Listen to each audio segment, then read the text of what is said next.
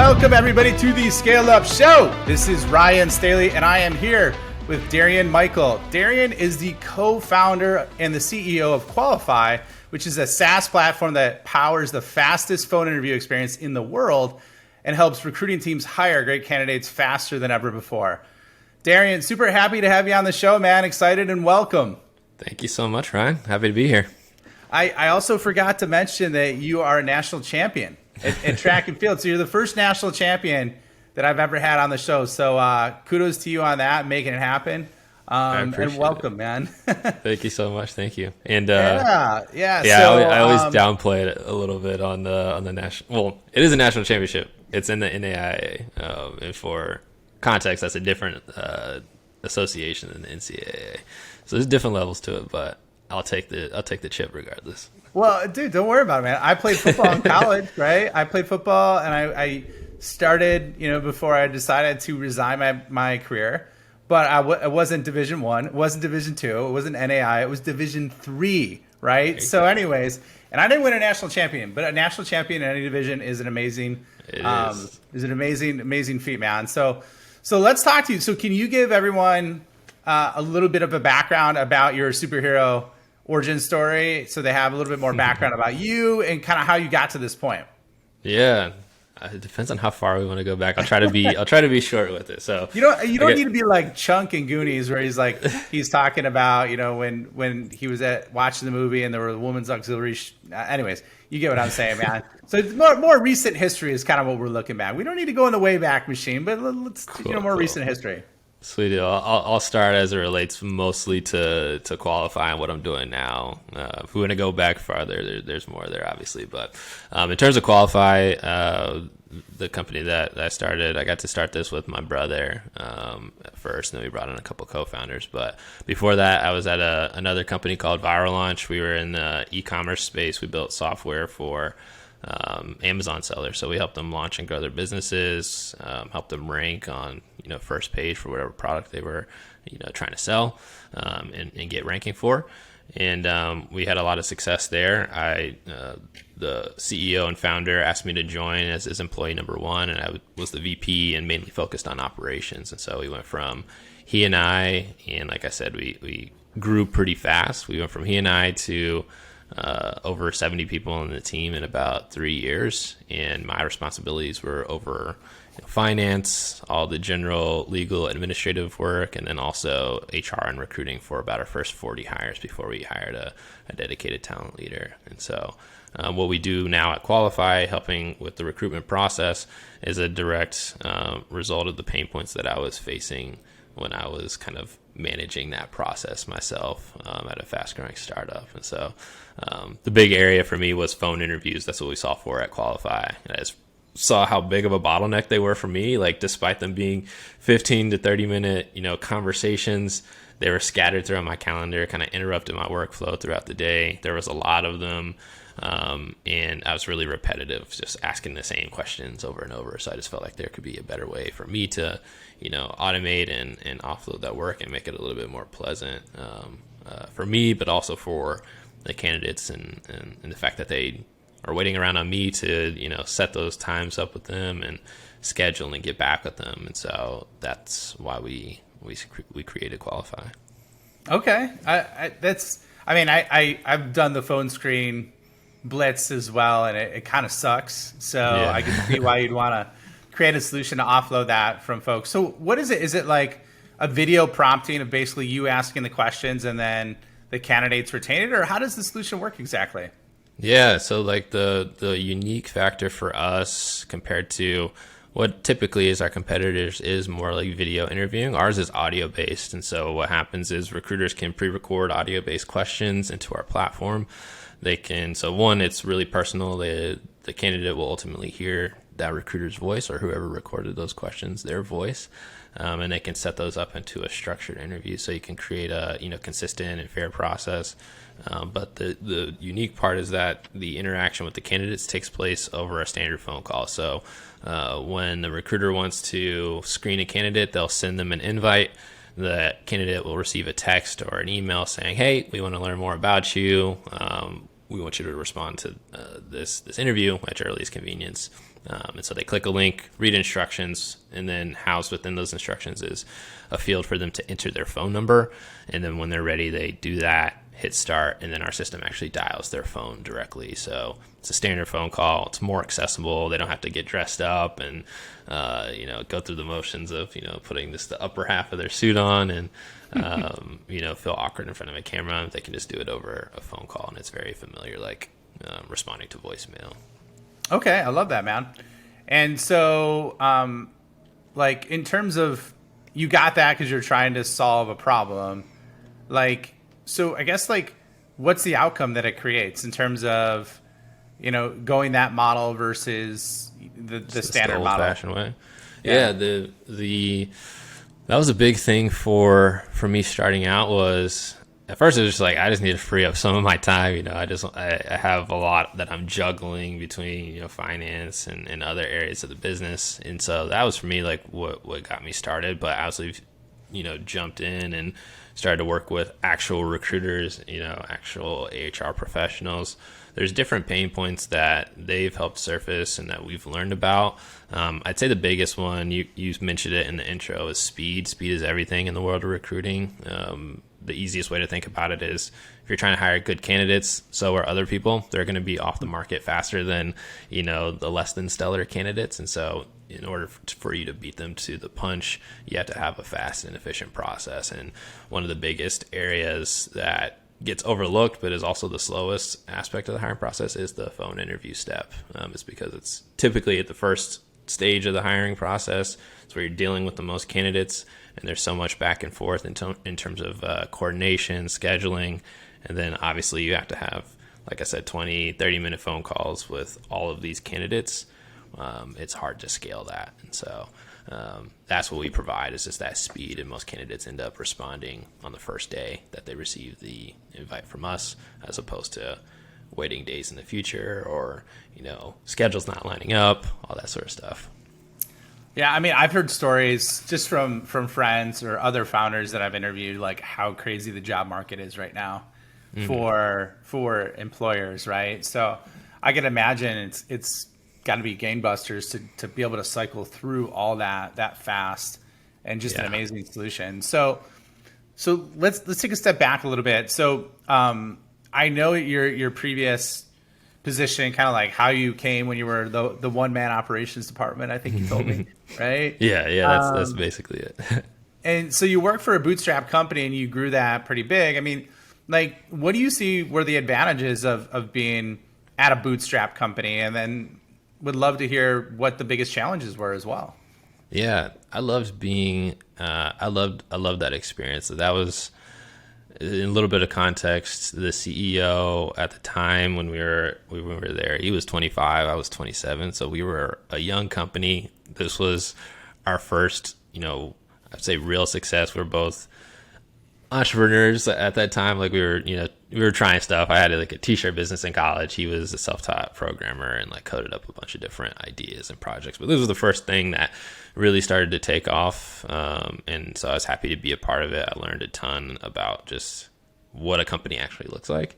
But the advantages of having a bootstrap company is that, this sounds a little arrogant, but we didn't really have to answer to anybody except, building what we wanted to for our customers. And we were able to really guide the company in the direction that we thought was best. And that actually kind of shifted towards the end. We were bootstrapped for the majority of my time there, which was about 3 years. And then towards the end of that time, we started to bring on investment because we saw a really big opportunity in the Amazon space. Obviously, it's huge. There's no questioning that. So we really wanted to go after this market, and we were growing really fast. But that definitely changed the dynamics of the company, where our priorities had to go, how we thought about growing the company. And so led to a lot of different hurdles in different ways. And so, but in terms of the advantages, I definitely think it's being more in tune with your customers, or not necessarily more, but the opportunity to really drive the ship how you truly think is best, and not having to be obligated to a lot of other exterior, factors that can come about. That's not to say investors are bad, but they definitely bring a different dynamic into the room. And so I think that was one of the fun things about being a part of a bootstrap company. Yeah, I mean, like I'm smiling right now because I lived that experience as well. Not as a founder, but as a revenue leader, even as a rep, and then as a revenue leader. And so, kind of where I'm at right now is I want to bootstrap, excuse me, for a while and reevaluate my decisions because same thing, man. It completely changed the dynamic of the company. Yeah. And like I've answered to someone my entire career, so I don't want to answer to someone right now. Yeah. You know No, what for I mean? sure. For sure. So, and I can see how it would shift your priorities and your focus areas and things along those lines. So that's a great call out on your part. So I'd say the other piece too was we were lucky to like really grow revenue at a decent pace, but also it made us be a little bit more conscious of how we were spending money too, because we could only hire and only invest as much as our revenue and net income allowed, and so I think it created a function where we not necessarily were more conservative, but just like potentially more thoughtful on how we spend our money too. So that's another piece. I can see that. I can totally see that. So let's talk about Qualifi right now. So as you're going through and doing this, like what's the biggest challenge that you're running into now? Because I know you founded the company in March of 2019. So, you're now what, almost 3 years into this? So actually, no, over 3 years, 3.5 years into it, right? So, Yeah, wait, yeah, that's right. Well, I think it's two and some change. Two and some change. Yeah, 2 and some change. I'm sorry, almost 3 years. Clearly, it's early in the morning. I got the lawnmower guys outside cutting, so I'm a little distracted. My math isn't as good as it normally is. So anyways, now that you're 2.5 years or into this, like, what's your single biggest challenge that you're running into now as a founder, and then how are you trying to overcome it? Yeah, it's funny. This might be more the most pressing challenge or more recent challenge, I would say, is, and some of that comes along with like the nature of being a venture-backed company like we are now, is just really emphasizing growth and how we attain that growth. Every company is trying to grow, right? What I've talked about with our founders, with our team, really is I've kind of forecasted out, and I think we can hit all of our numbers, and they're solid numbers.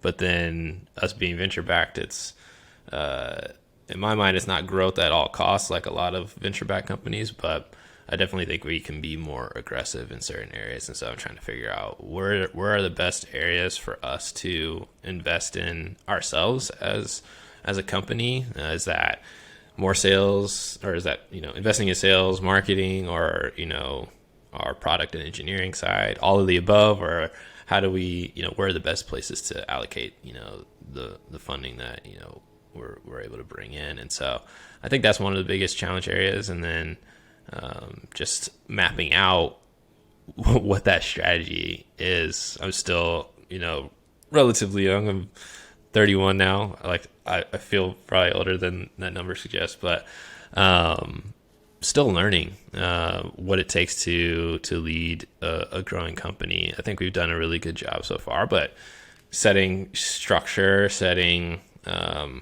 rhythms in the company, how we set our objectives, and how we keep ourselves accountable to those. I think that's personally one of the bigger challenging areas for me right now, is how to do that effectively, how to lead effectively. And so it's an area of opportunity that I'm excited about, though, because it's one of my favorite parts of, being an entrepreneur. Yeah, it's cool trying to figure that out, but yeah, it's sometimes tough, right? How do you allocate not just money, but time and focus and energy, right? And like, what's the key areas that are going to really move the needle, and then like, how do you create that sustainable system? Yeah. So yeah, what's that? I was gonna say my thought recently, and I still need to share this with the team. It's been brought up in our like product strategy discussions. Is just being like ruthless about what we are or not doing. I'm trying to think of like good analogies, but the one that keeps coming to my head is like being like a rifle bullet as opposed to like a, shotgun and spraying. Sniper over shotgun, right? Yeah, exactly. And I think I'm trying to figure out what are the things that we need to cut back on, like why are we doing certain things, and questioning all of our assumptions and just making sure that we are laser focused on the things that actually matter. And so that part is tough because like there's so many things that we want to do and things that like everyone should be doing to some degree. If you're a SaaS company, yeah, you should market this way, but like why, and like what is our goal, and staying in tune with that. Well, what is your go-to-market growth model? Are you product-led growth, marketing-led growth, sales-led growth? Like, how do you, I guess, like, what's your go-to-market strategy? Yeah, it's funny. At first, like when we first got started, I had all these dreams of being a product-led growth company. Like, I feel like it's a really, really hot, maybe even buzzword. Sexy right now. It's a hot chick at the party. Yeah, exactly. And I thought we could be that because we have all these touch points within the product. Obviously, recruiters use it. Recruiters have like communities that they're in, and then candidates, and like we get to touch so many different candidates. And I was like, there's ways that we can create some like viral components that like help us grow. And I still believe that, but truthfully, just the way that recruiters and HR leaders buy technology is more oriented towards sales. So far we've mostly done like outbound sales, and so it's we're still ramping that up. So sales led, but I see a really big opportunity from a marketing standpoint because what we do is pretty unique and new in the market. We're usually the first ones that are introducing this product to our customers. And so we have this opportunity, these first mover type advantages that we can take advantage of. And for that reason, I want to incorporate more and push more of the marketing piece to help influence our sales efforts as well. That's awesome. Yeah, and it's so funny. With every go-to-market strategy, there's a different siren song that's sung, right? In terms of like, oh, this is the best way to do it, or and then like it's so funny because like I'll put like strategies out there that I know like crush it, but people just love the tactics. Yeah. Like, and if you go from the bottom up, it doesn't work the same way as if you work from the principles down, right? So it's like principles, strategy, then execution, right? A lot of people want like tactical execution. Just give me the thing. Then strategy. What's the email I need to write? Yeah, and then they wonder why they're spending their time on like 15 different things, because it's like you're just so dispersed because you're reacting to everything in the world of like, oh, product-led growth, oh, marketing, just do this, just do webinars, just do this. So it sucks you in. So yeah, that's something that a lot of early stage founders struggle with, I would tell you. So and I can agree to that. There was I actually read Nathan Latk's book, and he kind of, the way he positioned it is like for revenue, he's like have 3 streams. He goes, but you have different like focus allocations. So he's like, your golden goose is like 60% of your time, 20% of your time is on B, and the other 20% of your time is on C when you're looking at it in terms of allocation focus. How you're generating like revenue. Exactly. Yeah. Cause he's like, a lot of times you get byproducts as a result of like one thing you're doing that'll lead to others. So I thought it was a pretty cool take on it. So what would you say, Darrian, is like your ninja skill when it comes to growing a company, leading a company, like growing revenue? What would you say is your ninja skill? Yeah, I'd say it's probably a couple of different things. The one thing that I like to hang my hat on is that I'm an ideas person in terms of like Qualifi is an idea, and I love I think I can uniquely see into problem spaces and think of solutions for them. Beyond that, then it becomes like collaborating. So I think I'm really good at identifying problems and seeing the solutions that are possible within them, and then bringing people in and like kind of telling the vision and getting people to also see what I see.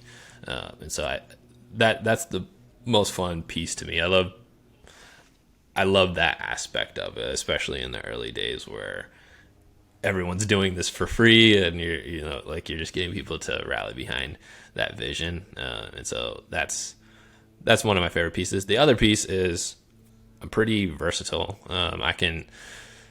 I can't jump into everything and be a expert at it, but I can jump into a lot of things and help get them off the ground and then be able to hand it off to someone. So, for instance, before this, I had no sales experience, and that was something that I had to learn to do. But got that motion, started along with my brother, and we're able to start. We were able to bring on customers and help set the stage for our new salespeople. To come into the company and be able to execute on it. And so that's just one example, but yeah, I'm an ops person, so I like to hop into different places and be useful. Okay, well, let's go deeper on the problem. Identifying the unique problems in the spaces, because I think that's great. I think a lot of folks struggle with that. So, like, what's the when you're looking at it, like, what do you have to believe, like, in your head to start down that process? So let's start with, like, the beliefs first. Like, what do you have to believe to start to tackle that problem? And you're saying, like, if I step back to before Qualifi got started, like, what was the problem that I saw that I had to, let's use that. Be perfect. Like, for creating your company, like, what was the problem that you saw at that stage? And then, like, what did you, because it's like, if you look at, like, modeling, right, it's belief, it's syntax, and then it's like the actual act, right? So it's like, what do you believe? What's the order you do it in? And then how do you do it? So let's take that model for you. So what did you have to believe when you were looking at, like, trying to solve that, not just about the solution, but about you and about the market and everything? Yeah. I'll say, like, this was a couple years ago, and obviously I'm still growing as an entrepreneur, but I would say there's things that I was convicted about that aren't necessary, that don't necessarily have to be true in order for you to, like, have an idea that's worth going after. But for me, it was just experiencing this pain point for myself, so that I would be my first customer. I know that's not always the best. Actually, I've heard conflicting arguments around that in terms of starting an idea, because you have to, like, validate that outside of yourself.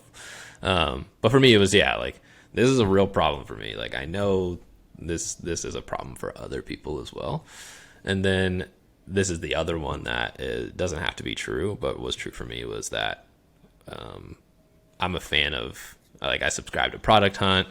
I'm a fan of, like, researching and finding new tools and solutions, and I couldn't find anything out there that was solving this problem in the way that I envisioned it. And so I was like, it seems like a real unique opportunity for us to go do this and be one of the first people to actually put a solution out in the market. And so that same notion still drives us in a way, because right now the goal for us is to really be a category and market leader for phone interviewing technology. And there is a real opportunity for us to do that. We do have competitors, both the video folks that I've mentioned, and there's folks that do things with phone and audio as well. But like I mentioned, we're usually the first ones introducing this to our customers, and so we have that opportunity for us to go and achieve that. Okay, so I think that's solid. Okay, and then so once you did that, you looked at Product Hunt, you realized, hey, there's nothing here. Then how did you kind of take it to the next level and be like, okay, there's a problem, I know it because I lived it and it sucks, right? There's nothing out in the marketplace. And then how did you take it to the next stage in terms of creating something? Yeah, so this was still when I was at Viral Launch. I was just like a side project. I talked to actually one of my coworkers. I think he was one of the first people that I brought it to, because he's one of the best developers I know. I was like, how would you go about this? Was during a time when I thought that I was going to learn how to code. So I was like, this might be my project that I learned how to code on. Did not happen. But I talked to him about, how would you get this started? And he gave me some, like, direction and whatnot. But ultimately, it was really just, like, getting the ideas out of my head and on paper in different ways. So one, it's like actually, like, just writing out, like, what the problem is, like, what this is going to solve, and, like, more details about that. And then also sketching up, literally sketching up what this could look like. And at first it was actually going to be a mobile app first, because I had more of a vision for it to be like a podcast for interviewing. And we still plan on doing that at some point in the future. But so start off with these, like, low fidelity sketches, eventually some things that, like, I think it's InVision or Marvel that you can prototype stuff in. But with paper and like some very simple sketches, started like talking with, who I thought could be potential customers and just getting their feedback, and seeing if there was anything there. And so for a while, that's what Devin, my brother, and I were doing, because we're both not technical. We were just trying to get validation in different ways and get someone to get the belief that we could take to get funding or get other people to believe in it, and start to build it out. And so that was like the first step.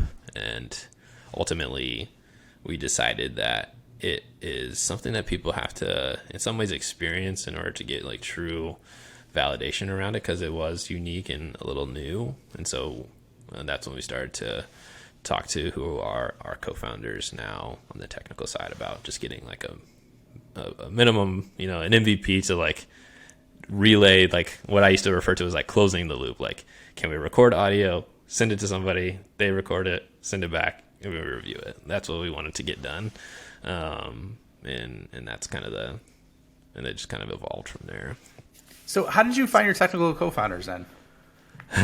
This question comes up all the time. People are like, all right, I'm non-technical. How do I find my technical co-founder? I'm technical. How do I find my marketing and sales engine? You know what I mean? So would love this to hear may or may not help anybody. So like, obviously my brother and I were the first people in on Qualifi. So we've known each other since birth, or since he was born. And then, in chronological order, the next person that we brought on is Keenan. He's now our VP of product. And I honestly just found him on LinkedIn. Like, that's the God's honest truth. And we got super lucky because I think we had somebody that was helping us like code some things. And so we knew a little bit of like the technologies that were involved. And so I put those in a search for, Indianapolis area software developers that had these like skills in their profile. And he was one of those that popped up, and he was the only one that responded, and we got coffee. And surprisingly, he was down to start working with us, because he is way more qualified than probably made sense at the time for us to, for him to be willing to do this for free. And so, like I said, we got super lucky there. And then the last one in order of how he, like, timing of when he came on board, is Deshaun Prentice. He's our VP of engineering, and he's actually Devin, my brother's. He's a previous co-founder with my brother. They had a food truck while they were in college, and also his teammate while they were at Indiana State, and they were roommates and whatnot. And so, really close connection. He's actually not even he didn't study computer science. He actually is a business major and taught himself how to code and program. And it's been awesome having them all and working with them. It's awesome, man. It's a great story.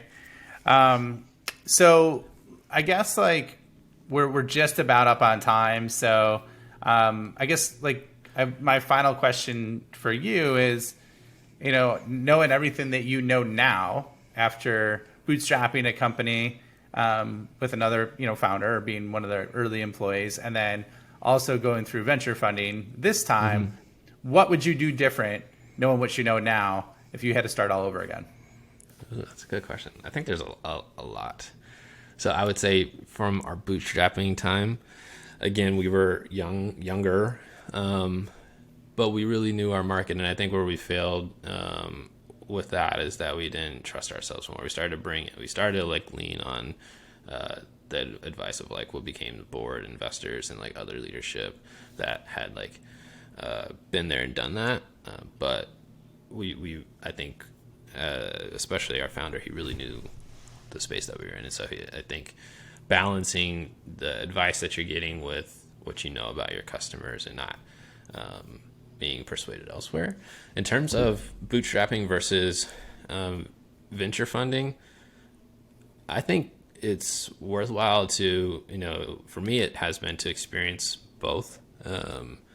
I think bootstrapping was really fun, and I wanted to do something that was venture backed because I wanted that experience and be able to like create those connections and be able to achieve that growth with funding. But I think I do want to do bootstrapping again as well. my hope is that each one of the companies that I'm a part of is like a stepping stone and learnings that I can, take to the next level, and hopefully have, a lot of success with this, a good outcome, and I don't have to, ask other people for money, and I can kind of just do it on my own and spin up my own ideas, at my own pace. But yeah, I think those are kind of the takeaways for me. Excellent, man. Well, it was a pleasure having you on the show, hearing your stories. I think there's a lot of cool things that you've done and persevered, and to be a 2-time founder at the age of, well, I'm sorry, not a 2-time founder. I basically gone through I had like a startup co-founder type experiences. role. Yeah. Yeah. At the age of 31 is amazing. So where can people find about you more and about Qualifi more if they want to use it, so they don't have to go through the soul crushing experience of hours and hours and hours of phone interviews? Yeah, absolutely. So we have a special code just for the listeners here today. It's qualifi.info/scaleup. And Qualifi is spelled with an I instead of a Y. So QUALIFI.info/scaleup. And then if you want to find me, pretty easy. Just search my name in LinkedIn. That's probably the easiest place and where I'm most active. Would love to connect with you there. Excellent. Well, thank you for being on the show, Darrian. And then I'll also have that in the show notes for you, the listeners, so you can check that out. So it was awesome having you on, and I look forward to seeing you on the next episode. Yeah, appreciate it. Thanks for having me.